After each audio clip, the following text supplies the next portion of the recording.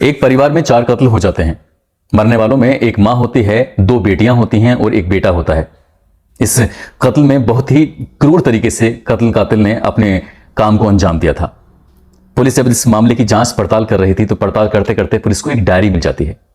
उस डायरी के अंदर लिखा हुआ था कि हमारे साथ पहली बार जो सेक्स किया था उसमें कितना अच्छा लगा, दूसरी बार, तीसरी बार, चौथी बार उस लड़की ने हर एक पहलू को उस डायरी के अंदर नोट किया हुआ था। घंटों बीत जाते हैं, महीनों बीत जाते हैं।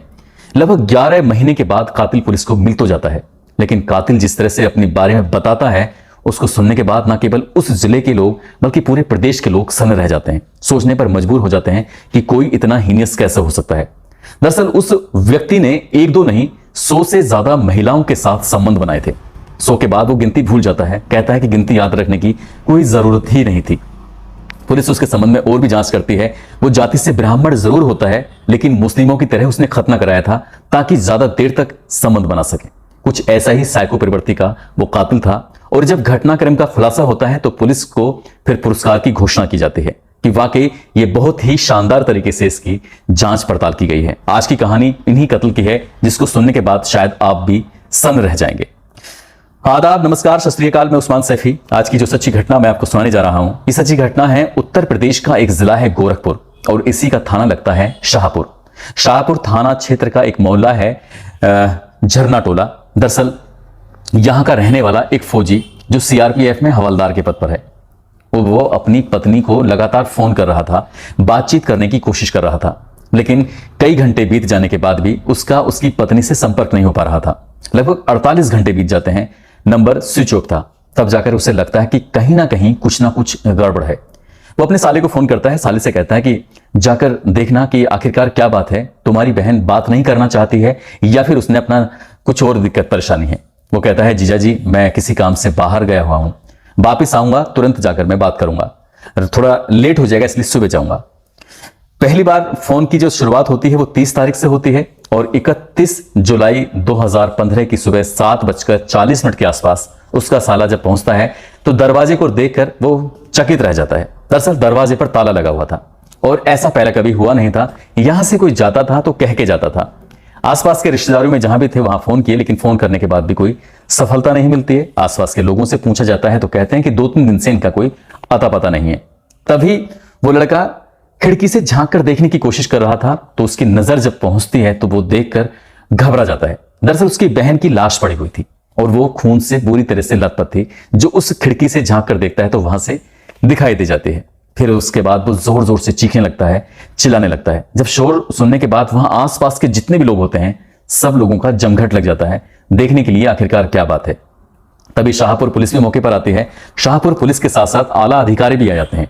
अब चाहे वो एसएसपी साहब हों या उच्च अधिकारी हों, तमाम ऑफिसर मौके पर आते हैं। ताला तोड़वाया जाता है और ताला तोड़वाने के बाद जब देखा जाता है तो घर के आंगन में ही और जो कमरा है थोड़ा फासले से, उस कमरे के पास तख्त पर उसकी बहन की लाश पड़ी हुई थी, फौजी की पत्नी पड़ी हुई थी जो खून से बुरी तरह से लथपथ थी। पुलिस वाले और दूसरे कमरे की तलाशी करते हैं तो दूसरे कमरे में जाकर देखते हैं तो उसका जो बेटा है फौजी का, जिसकी उम्र अभी लगभग 10 साल के आसपास होगी, और जो बेटा है वो लगभग 13 साल के आसपास था, वो भी औंधे मुंह पड़ा हुआ था, कमरे में बेड पर लेटा हुआ था। पुलिस वाले और तलाशी करते हैं तो जिसकी 17 साल की बेटी होती है, 17 साल की बेटी सीढ़ियों के एकदम से करीब पड़ी हुई थी। उसके जो तन पर कपड़े पहने हुए थे वो अस्त व्यस्त हालत में थे। पुलिस ने चुपके से या जैसे भी था उस लाशों को अपने कब्जे में लिया। कब्जे में लेने के बाद जो भी अब पहलू आने वाले थे, पुलिस ने कुछ पहलुओं को छुपाना शुरू कर दिया था। एक ही परिवार में एक साथ 4 लोगों की हत्या होना ये बहुत बड़ी बात होती है। अब उत्तर प्रदेश पुलिस के लिए जो डॉक्टरों की स्पेशल रूप से काम करती है टीम, उस टीम को बुलाया जाता है, पोस्टमार्टम कराया जाता है और पोस्टमार्टम से यह खुलासा होता है कि जो 17 साल की बेटी है उसका किसी ने रेप किया है। अब ये रेप वाली बात उस वक्त छुपाई गई थी। यदि यही बात खुलासा हो जाता तो 4 हत्याओं के साथ रेप ये बड़ी बात हो जाती, इसलिए इस मामले को शुरुआत में दबाया जाता है। पुलिस इस मामले की पड़ताल में जुट जाती है। पुलिस पड़ताल शुरू करती है।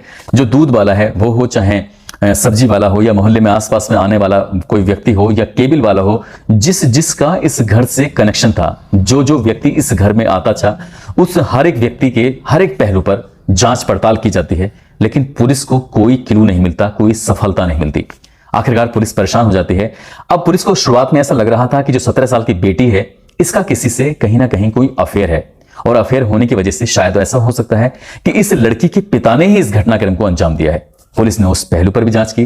जब पिता के पहलू पर जांच कर रही थी तो जिस रात यह घटना घटी थी, यानी कि 31 जुलाई की सुबह यह पता चलता है और 29 जुलाई की रात की घटना की अंदाजा लगाया जा रहा था। पोस्टमार्टम रिपोर्ट से ही खुलासा जब होता है तो उसे पता करने की कोशिश कर रहे थे। तो उस रात उस फौजी ने सुबह के वक्त लगभग 17 से 18 बार कोशिश की थी बातचीत करने की। वो लगातार फोन कर रहा था, फोन कट जाता था, कभी फोन उठ जाता था। लगभग 35 से 40 मिनट की कॉल चली थी। ये फोन किसने उठाया था, ये भी एक सवाल था। इसलिए पुलिस की वो रडार पर था, घेरे में था। पुलिस ने उस पहलू पर भी जांच पड़ताल करानी शुरू कर दी और जांच पड़ताल कराने के बाद ही इसी बीच में उसको लखनऊ लाया जाता है। उसका नार्को टेस्ट कराने की कोशिश की जाती है, लाई डिटेक्ट टेस्ट कराया जाता है, लेकिन टेस्ट हो नहीं पाता क्योंकि उसकी वो प्राइम सस्पेक्ट जरूर था लेकिन आरोपी नहीं था, अपराधी नहीं था। उसके खिलाफ ऐसा कोई सबूत नहीं मिल पा रहा था, इसलिए उसको बिना लाई डिटेक्ट और बिना किसी और जांच पड़ताल के लखनऊ से वापस जाना पड़ता है। इसके बाद पुलिस फिर से इस मामले की जांच करती है। इस लड़की के जिन जिन लोगों से ताल्लुकात थे उनके बारे में पता करने की कोशिश की जाती है। पुरुष कोई नहीं था, लड़का दोस्त कोई नहीं था। लड़की हाई स्कूल की टॉपर थी, उसके सबसे ज्यादा मार्क्स आए थे। लड़की अगर जिंदा होती तो जरूर कुछ ना कुछ ऑफिसर बनती, ऐसा घर वालों का दावा भी रहा था। अब पुलिस इस जब दोस्त लड़का नहीं है तो दोस्त लड़की तो जरूर होंगी, उनकी तलाश पुलिस शुरू कर देती है। अब एक दोस्त का नाम सामने आता है जो उसकी महिला दोस्त लड़की दोस्त थी। पुलिस जब उसके घर पे जाती है तो घर जाने के बाद पुलिस को वहां पर एक डायरी मिलती है। उस डायरी का जब पहला पन्ना खोला जाता है तो उस लड़की ने अपनी जिंदगी से जुड़े हुए हर एक्सपीरियंस को शेयर करा था। कब उसने किसके साथ कितनी बार संबंध बनाए थे, कौन उसे अपनी आंखों से देखता था, कौन उसे प्यार से देखता था, कौन गुस्से में देखता था, कौन उसके साथ करना चाहता था, क्या करना चाहता था। हर एक पहलू को जब उसने उस डायरी के अंदर लिखा तो पुलिस की नींद टूट जाती है। ऐसा लगता है कि कुछ ना कुछ गड़बड़ है, यहीं से कुछ ना कुछ हुआ है। जिन लोगों ने इसके साथ संबंध बनाए हैं, जिन लड़कों ने इसके साथ संबंध बनाए, हो सकता है कि उन्होंने ही इस घटनाक्रम को अंजाम दिया हो। हर एक व्यक्ति से हर एक पहलू पर जांच पड़ताल की जाती है, लेकिन पुलिस को 1 सप्ताह बीतने के बाद भी यहां से भी कोई सफलता नहीं मिलती और इस लड़की को फिर छोड़ना पड़ता है। इसी बीच में एक व्यक्ति और आता है। वो कागजों में उसकी उम्र थोड़ी कम होती है लेकिन वैसे उम्र उसकी थोड़ी ज्यादा थी कागजों के मुकाबले, क्योंकि वो एक ऐसे स्कूल में एडमिशन लेना चाहता था जहां से पढ़ लिखकर कुछ आगे बढ़ सके।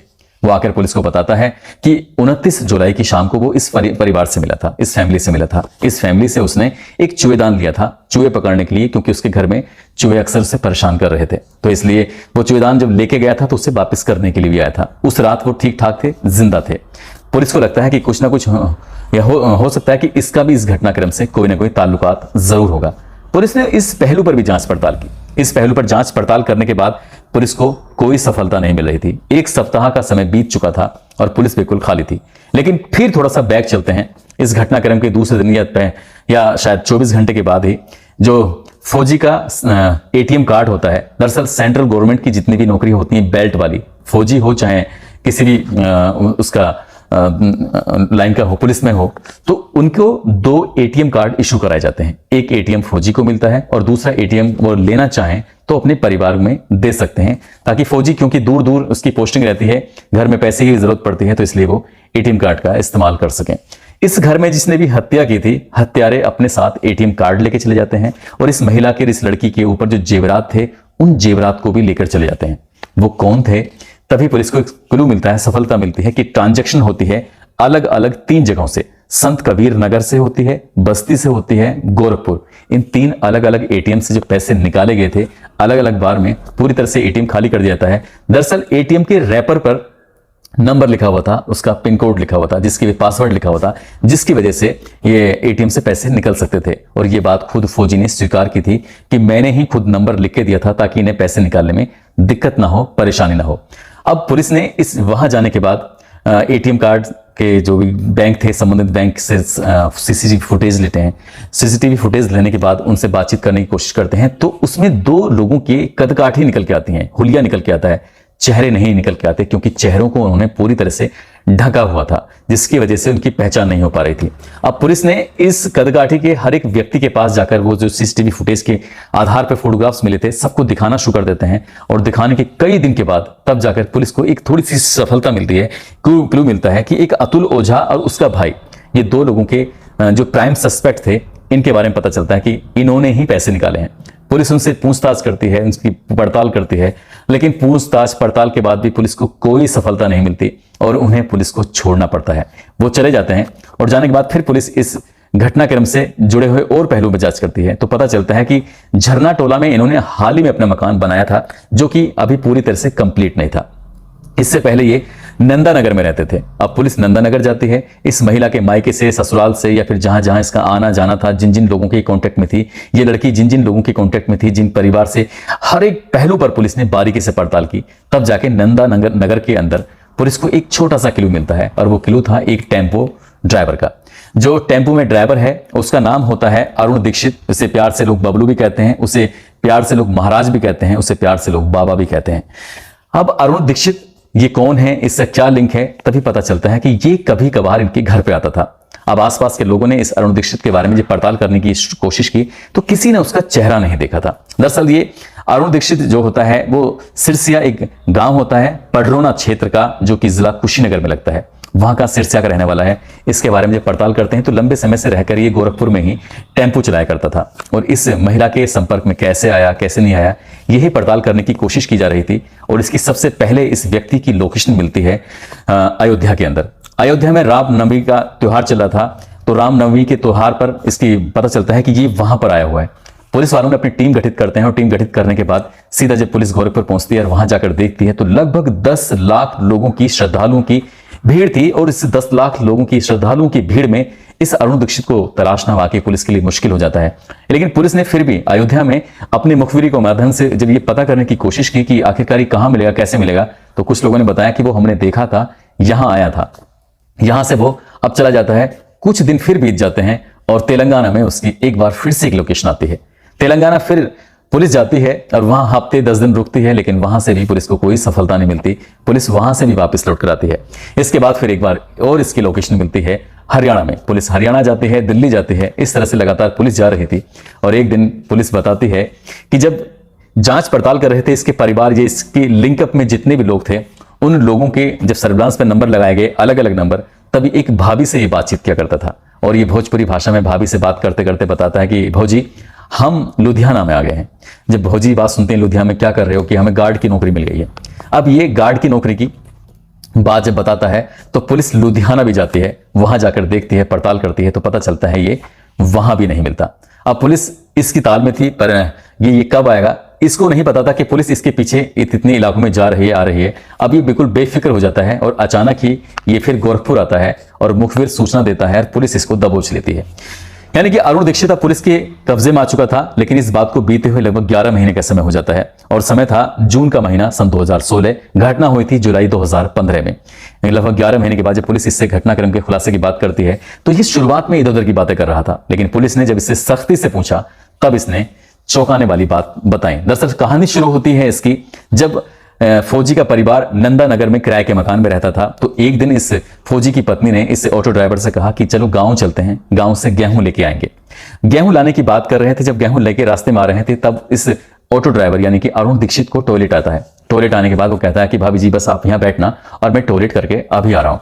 वो टॉयलेट करके वापस जब आता है तो भाभी ने मजाक में बोल दिया कि तुम्हारी चैन खुली हुई है और कुछ दिख रहा है। जब ऐसे ही बोला तभी वो कहता है कि भाभी जी अगर आपने सचमुच देख लिया तो आप देख डर जाएंगी, इसलिए ऐसी बात ना करो। यहीं से इन दोनों की अश्लील बातों से शुरुआत होती है और अश्लील बातों की शुरुआत में कब ये महिला इसके प्रति आकर्षित हो जाती है इस अरुण को पता ही नहीं चलता। और एक बार फिर से जंगल में जाते हैं और जंगल में जाने के बाद एक दूसरे के साथ संबंध बनाते हैं और जब संबंध बनाते हैं तो यही बात इस महिला को इतनी ज्यादा पसंद आती है कि वो पुरस्कार में 500 रुपए का नोट देती है। कहती है कि तुमने जितना मुझे संतुष्टि दी है, खुशी दी है, इतनी संतुष्टि इतनी खुशी मैंने आपसे पहले कभी नहीं पाई। जब जब तुम मेरे पास आओगे तब तब मैं तुम्हें ऐसे ही पुरस्कार देती रहूंगी। बात पुरस्कार देने की थी, वो खुश हो जाता है, घर जाता है, उसके बाद सामान्य जिंदगी जीने लगता है। और जब मौका मिलता था पुरस्कार पाने का, उसका मन करता था, तब उस फौजी की पत्नी के पास चला जाया करता था, बातचीत करता था। इसी बीच फौजी की पत्नी ने उसको पास में ही बहुत नजदीक ही एक कमरा भी दिलवाया था किराए पे, ताकि उसे आने जाने में दिक्कत ना हो। जब बच्चे यहां से चले जाया करते थे तब वो अपने घर पे बुला लिया करती थी या फिर उसके कमरे पे चले जाया करती थी। कुल मिलाकर इन दोनों की जिंदगी बहुत अच्छे से चल रही थी, ठीक ठाक चल रही थी। लेकिन हैरान करने वाली बात यह भी थी, ये फौजी के घर जितनी बार भी आता था, चाहे वो गर्मी का मौसम हो, कैसे भी हो, बाइक उसके पास होती नहीं थी, हेलमेट लगा के हमेशा आता था। लोग देखते जरूर थे कि हाँ हमने एक आदमी को इस घर के अंदर जाते हुए देखा था, लेकिन उसने हेलमेट लगाया हुआ था। पुलिस इसी बात को लेकर परेशान थी। जब उससे पूछते थे कि तुमने हेलमेट क्यों लगाया, जब पुलिस इससे खुलासा करने की बात कर रही थी, पूछताछ कर रही थी, तो कहता था कि कोई हमें पहचाने ना, इसलिए हम हेलमेट लगाते थे।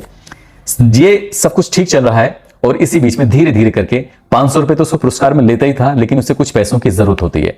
उधार रुपए ले लेता है, और जब उधार रुपए ले लेता है और कई महीने बीत जाते हैं, तब जाके एक दिन रास्ते भर में इसको टेम्पो वाला मिल जाता है, अरुण दीक्षित, महिला को, फौजी की पत्नी को। वो कहती है कि अरुण, तुम बहुत दिन से पुरस्कार पाने के लिए नहीं आए, क्या बात है? कहता है फौजी, हम जल्दी मुलाकात करेंगे। फिर वो कहती है कि साथ में याद रखना, तुमने जो हमसे उधार रुपए लिए हैं वो उधार रुपए भी मुझे जल्द से जल्द वापिस कर दो, क्योंकि वो तुम्हारे भैया आने वाले हैं, उन्हें अगर पता चलेगा तो सही नहीं लगेगा। बस ये 2-3 दिन पहले ही बात थी जो मुलाकात हुई थी। ठीक 3 दिन बाद यानी कि 29 जुलाई 2015 की शाम लगभग 7:30 बजे के आसपास जैसे वो घर में अंदर प्रवेश कर रहा था, तुरंत ही चूहेदान वाला चूहेदान को लेके आया था। कहता था कि वो अपना चूहेदान ले लो, और ये उस टाइम घर के अंदर मौजूद होता है। ये कमरे में जब खाना वाना खाते हैं, खाना खाने के बाद आराम से सो जाते हैं। घर अभी पूरी तरह से बना हुआ नहीं था, खिड़की दरवाजे पर थे नहीं, अभी खुले हुए थे, तो उन्हें सारा पर्दे से ढक दिया जाता है। और उसके बाद फिर वो इंतजार कर रहा था कि उसकी भाभी आएंगी, उसके साथ शारीरिक संबंध बनाएंगे। सुबह रात भर वो अपने ही उस कमरे में एक अंडरवियर पहन के पूरा बिना कपड़ों के लेटा हुआ था। सुबह के लगभग 3:30 बजे के आसपास का वक्त था। फौजी की पत्नी अपनी बेटी के साथ छत पर सोई हुई थी मच्छरदानी लगाकर, और जब सुबह के लगभग 3:30 बजे के आसपास का वक्त था तो फौजी की पत्नी नीचे उतर के आती है, और जब आती है तो वो बैठा हुआ है, आसन लगाए बैठा था, इंतजार कर रहा था। वो कहता है कि भौजी बहुत इंतजार कराया, पूरी रात ऐसे ही निकल जाती है, कब से मैं तुम्हारा वेट कर रहा था। उसे पकड़ता है और पकड़ने के बाद उसे सीधा बेड पर डाल देता है, और जब बेड पर डालता है उसके साथ वो शारीरिक संबंध बनाने की कोशिश कर रहा था। उस महिला ने कहा कि जो भी होगा पैसे देने के बाद होगा, तुमने जो उधार लिया वो पैसे जितनी जल्दी हो सके वो पैसे वापस करो, नहीं तो कुछ भी नहीं होगा। वो इसी बात पे उसको प्यार से एक थप्पड़ मार देता है। जब हल्का से प्यार से थप्पड़ मारता है, ये बात कहती है कि तुम्हें थप्पड़ मारने की बिल्कुल जरूरत नहीं है, मुझे पैसे चाहिए। और जब वो उसके ऊपर लेटने की, उसके ऊपर गिरने की कोशिश कर रहा था, तभी उस महिला ने अरुण दीक्षित को एक जोर की लात मारी। और जैसे वो जोर की लात मारती है, वो उसका कद काठी से थोड़ा हल्का था, वो लगभग 5-6 फुट दूर जाकर गिर जाता है, बेड से नीचे गिर जाता है। और ये बात उसे इतनी ज्यादा खराब लगती है कि पास में एक हथौड़ा पड़ा हुआ था, उस हथौड़े को उठाता है और एक के बाद एक 2 हथौड़े उस फौजी की पत्नी को मार देता है। वो उसके सर में पूरी तरह से गड़ जाते हैं। और तभी उसकी नजर पहुंचती है दरवाजे के पास में लड़का खड़ा हुआ था, छोटा वाला जो बेटा था वो खड़ा हुआ था। वो बेटा ना चीखता है ना चिल्लाता है, और इस दृश्य को देखने के बाद सीधा भागकर कमरे के अंदर जाता है, और कमरे के अंदर जाने के बाद वो उल्टा ही बेड पर लेट जाता है। अब यहां से अरुण दीक्षित उस हथौड़े को उठाता है, उस कमरे में जाकर देखता है तो वो बच्चा जो था, जिसकी उम्र भी 10-12 साल भी नहीं थी ठीक से, वो औंधे मुंह लेटा हुआ है, और एक जोर के साथ उसको हथौड़ा मारा जाता है। एक ही हथौड़े में वो बच्चा भी मर जाता है। लेकिन पास में ही उसकी बहन भी लेटी हुई थी। बहन ने जब ये देखा, उसकी आंख खुलती है, तो बहन ठीक से समझ भी नहीं पा रही थी कि यहां चल क्या रहा है। तुरंत एक और हथौड़ा मारा जाता है, हथौड़ा मार दिया जाता है। यहाँ दोनों बहन भाई मर जाते हैं। वापिस उसी कमरे में आता है जिस कमरे में फौजी की पत्नी लेटी हुई थी, और वो सिसक रही थी, जिंदगी के लिए शायद भीख मांग रही थी। उसे लगता है कि इसका जीवित रहना अब सही नहीं है। एक और हथौड़ा मारा जाता है पूरी ताकत के साथ, और उसकी फौजी की पत्नी की मौत हो जाती है। खून के फव्वारे से चलने लगते हैं, इधर उधर चारों तरफ ब्लड फैल जाता है, और उसके बाद वो कच्छे में ही अपना आसन लगाकर बैठ जाता है, ये सोचने के लिए कि यहां जो आया था उसने क्या क्या गलतियां की हैं जिनसे बच सके, ताकि पुलिस उसको पकड़ ना सके। लगभग 1 घंटे तक वो विचार करता है, आसन में बैठा हुआ होता है और सोचता है कि कहां कहां क्या क्या गलतियां हुई हैं। तो इसी बीच में जीने की तरफ से, जहां सीढ़ियां थी, क्योंकि बेटी जो है 17 साल की, वो छत पर सोई हुई थी, और उसके आने की जब आवाज आती है तभी वो खड़ा होता है। खड़ा होने के बाद हथौड़ा फिर से उठाता है, और हथौड़ा उठाने के बाद सीधा पहुंच जाता है जीने की तरफ, यानी कि सीढ़ियों की तरफ। वो लड़की जैसे उतर रही है, उस लड़की के ने उसके हाथ में देखा हथौड़ा है, तो वो लड़की जैसे ऊपर जाने की कोशिश कर रही थी, तुरंत ही उसको वो पकड़ लेता है, खींच लेता है। और जब खींचने की कोशिश कर रहा था तो उस लड़की की जो लेगी होती है, उसने पहनी हुई थी, वो आधे से ज्यादा उतर जाती है, यानी कि उसके शरीर के कपड़े अस्त व्यस्त हो जाते हैं। तब उसने जाकर उसको पूरी ताकत से पकड़ा और जीने से पीछे खींच लेता है, और एक हथौड़ा बहुत तेजी के साथ जो उसके सर में मारता है, तो वो हथौड़ा उसके सर में गड़ जाता है। और उस 17 साल की लड़की को देख के उसकी कामुकता जाग जाती है। उसके साथ वो संबंध बनाने के लिए वो कोशिश में था। हालांकि लड़की को वो पहले भी देख चुका था। लड़की अब चीखने चिल्लाने की स्थिति में थी ही नहीं। उसके सर में वो हथौड़ा पूरी तरह से गड़ा हुआ था। वो सिसक रही थी, तड़प रही थी। उसने उसके शरीर के एक एक कपड़े को उतारा, और उतारने के बाद उसके साथ उसने शारीरिक संबंध बनाए, और शारीरिक संबंध बनाने के बाद इत्मीनान से वो यहां से उठता है, और उठने के बाद एटीएम कार्ड लेता है। लड़की ने जो जेवर पहने थे, जेवरात पहने हुए थे, मां ने जो ज्वेलरी पहनी हुई थी, या उससे आसपास में कुछ ऐसी चीज दिखाई दी जिसको ले जाने के बाद वो कभी पकड़ा नहीं जाएगा। और यहां से जाते जाते ताला रखा हुआ था, बाहर ताला लगाकर निकल जाता है। 2 ऐसे दोस्तों के संपर्क में आता है, उनसे कहता है कि एक एटीएम है, उससे पिन कोड पिन लिखा हुआ है, पैसे निकाल के दे दो, बहुत ही जरूरत है। वहां से पैसे निकालता है, जिसको ज्वेलरी बेचता है उस ज्वेलरी बेचने वाले से भी वो आधे पैसे उसे देता है, आधे पैसे खुद रखता है। कोई ना कोई बहाना करके ये दोनों काम करता है। उसके बाद फिर कभी अयोध्या तो कभी तेलंगाना, कभी लुधियाना, कभी दिल्ली, कभी कहीं जा रहा था। पुलिस वालों ने जब इसके घर की, इसके कमरे की तलाशी ली तो वहां से एक पेटी लगभग इतने सारे कॉन्डम के पैकेट मिले थे। इसके साथ ही होम्योपैथिक की दवाइयां मिली थीं। और इसी बीच में जब शुरुआत में फौजी की पत्नी से मुलाकात करने वाली बात करता है तो बताता है, खतने वाली बात बताता है। वो जाति से ब्राह्मण जरूर था लेकिन उसने खतना कराई हुई थी। जब पुलिस ने उससे पूछा कि तुमने खतना क्यों कराई थी तो वो कहता है कि सेक्स करने में जो वक्त ज्यादा लगता है, अच्छा लगता है, इसलिए मैंने ये सब कराया था। पुलिस ने उसको गिरफ्तार तो किया, गिरफ्तार करने के बाद उसको जेल भी भेजा। और ये 2015 की घटना होती है, 2023 फिलहाल चल रहा है। इस घटना के मामले में अभी कोर्ट की तरफ से कोई फैसला नहीं आया है। लेकिन जिस दिन यानी कि 6 जून 2016 को गोरखपुर के एसएसपी होते हैं अनंत देव तिवारी, जब इस घटनाक्रम का खुलासा कर रहे थे और साथ में उनकी टीम होती है कैंट के सीओ अभय मिश्रा और उनकी टीम में जो शानदार काम किया था, तो एसएसपी इनकी तारीफ करते नहीं थक रहे थे, क्योंकि अभय मिश्रा और उनकी टीम ने वाकई बहुत ही शानदार तरीके से इस केस को सुलझाया था। उत्तर प्रदेश पुलिस के जो आला अधिकारी होते हैं, जो लखनऊ में बैठते हैं, उन्होंने घोषणा की थी कि हम इनको 50,000 रुपए के इनाम से सम्मानित भी करेंगे। तो इस केस को जब ये घटनाक्रम लोगों के सामने आता है, जो सच सामने आता है, तो लोगों ने तो खैर यकीन हो ही नहीं रहा था, क्योंकि इतना भयंकर, इतना हीनियस क्राइम होता। और फौजी भी इस बात को लेकर यकीन नहीं कर रहा था। उसे आज भी अपनी पत्नी पर ऐसा भरोसा है कि उसकी पत्नी ने ऐसा काम नहीं किया होगा, उसकी पत्नी का किसी से कोई अवैध संबंध नहीं रहे होंगे। उसको पुलिस पर भरोसा नहीं है कि जो पुलिस ने खुलासा किया है वो पूर्ण रूप से सत्य है। लेकिन पुलिस का दावा है, पुलिस ने कहा है कि ऐसा केस जिन लोगों ने खुलासा किया है, खासकर जो सीओ साहब हैं अभय मिश्रा, वो कहते हैं कि उन्होंने अपनी जिंदगी में ऐसा हीनियस क्राइम कभी देखा ही नहीं है। दोस्तों, इस पूरी घटनाक्रम को सुनाने का उद्देश्य किसी को परेशान करना नहीं है, किसी का दिल दुखाना नहीं है, बल्कि आपको जागरूक करना है, आपको सचेत करना है। आप जहां भी रहें अपना ख्याल रखें, सुरक्षित रहें। जय हिंद, जय भारत।